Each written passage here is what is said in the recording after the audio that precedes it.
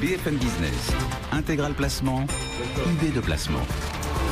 Et on va diversifier un peu nos placements, ou en tout cas vous proposer de le faire en accueillant Angélique de Lincsin. Bonjour Angélique. Bonjour Cédric. Merci de nous avoir rejoints, directrice générale déléguée d'Ideal Wine et régulièrement à nos côtés pour parler justement de diversification en vous proposant d'investir dans le vin. Vous allez mettre le cap d'ici peu sur Bordeaux. Pourquoi ? Parce que se tient Vinexpo, c'est un grand événement du monde du vin qui se tient chaque année impair à Bordeaux. C'est réservé aux professionnels, donc inutile si vous êtes amateur de vin de flairer la bonne affaire. C'est pas là-bas que vous y trouverez quoi que ce soit. C'est quoi ? C'est une espèce de Fashion Week finalement, Vinexpo ? C'est surtout un très grand rendez-vous professionnel, comme vous le disiez, avec cette année plus de 45 000 visiteurs attendus en provenance de 150 pays, une représentation inédite des Asiatiques et notamment des Chinois.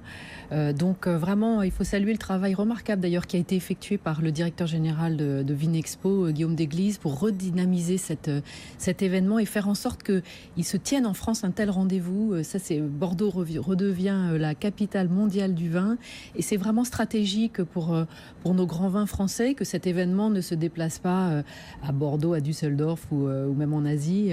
Vraiment, la France prend toute sa place à une heure où les grands vins français gardent une place prééminente, mais beaucoup voudraient lui ravir cette place. Oui, voilà, c'est ça, où il y a des combats. Donc, Vinexpo publie une étude prospective sur les grandes tendances en matière de consommation de vin. Qu'est-ce qu'on peut retenir de cette étude ? Alors effectivement, c'est une étude toujours très intéressante sur l'évolution de la consommation qui est menée par l'Institut International Wine and Spirits Research et qui, à partir des chiffres de l'année dernière, de 2016, établit des projections d'ici 2020. Donc effectivement, beaucoup d'enseignements pour nous parce que c'est une étude au spectre large. Vous avez 28 pays producteurs analysés et 114 marchés. Donc notamment nous, Ideal Wine, qui sommes une plateforme internationale avec seulement entre guillemets 55 pays acheteurs, on regarde ça de très près pour suivre les grands mouvements et prendre les bonnes décisions. Qu'est-ce qu'elle révèle si on parle de nous d'abord, justement de la France, de l'Europe ? Alors l'Europe occupe encore une place considérable, 60% de la consommation de vin est concentrée encore en Europe, mais pour autant il ne faut pas s'endormir parce que l'étude indique que cette consommation décroît et elle va continuer à décroître légèrement d'ici 2020 de 2,3% environ. Si on jette un œil sur les États-Unis, qu'est-ce qu'on peut dire d'eux ? Gros consommateurs, mais enfin ça dépend comment on prend le chiffre, c'est ça ? Exactement, parce que les États-Unis restent le premier consommateur mondial tant en volume qu'en valeur. Mais si vous prenez ça par habitant, on est encore à 13 litres par habitant et par an. Là où en France, je sais que Guillaume suit ce chiffre avec beaucoup d'attention, on était encore l'année dernière à 47 litres par an et par habitant. Oui. Et on devrait arriver un petit peu en dessous de 44 litres d'ici 2020. Bon, faut tenir, hein. Je ne sais pas qui contribue à la hausse. C'est un chiffre qui est aussi forcément un peu gonflé par les achats que font les touristes quand ils sont en France durant leur séjour. Donc c'est à prendre un petit peu avec... C'est la bouteille vendue, c'est pas au bouchon retrouvé dans la poubelle. Exactement. Bon, régulièrement, vous insistez sur l'Asie, sur la Chine. Qu'est-ce qu'elle nous dit justement sur ce monde-là, l'enquête ? Alors l'étude prévoit une explosion des exportations à destination de cette zone, puisque la Chine devrait capter 78% de la hausse des exportations prévues d'ici 2020. Pour autant, alors à nouveau, si on regarde par tête, le chinois boit encore très peu, puisqu'on est à 1,3 litre actuellement, et on devrait peut-être passer à 1,5 litre. Mais sur la masse du marché, évidemment, ça va faire de la Chine le 5e pays consommateur d'ici 2020, avec des tendances évidemment sur le très très haut de gamme qui nous intéresse tout particulièrement. Justement, vous réalisez, vous, des ventes, des affaires particulièrement intéressantes sur ce monde-là ? Oui, c'est une zone stratégique pour le développement d'Ideal Wine, parce que nous avons un bureau à Hong Kong, et effectivement, la semaine dernière, c'est à un amateur hongkongais que nous avons vendu la bouteille la plus chère adjugée sur la plateforme d'enchères, puisque c'était une Romanée Conti 1990 qui a été adjugée un peu plus de 15 000 euros, 15 240 euros. La bouteille. Prix un prix en hausse de 27% par rapport au précédent chiffre qui datait de fin 2015 sur ce même vin dans le même millésime. Donc c'est dire, c'était vraiment l'outil de placement idéal il y a 2 ans et probablement encore maintenant parce que la rareté ne fait que croître. Donc, Mais ça signifie que l'Asie offre désormais plus de perspectives, par exemple, que les États-Unis pour les ventes aux enchères de vin pour une société comme la vôtre. L'Asie plus que les États-Unis ?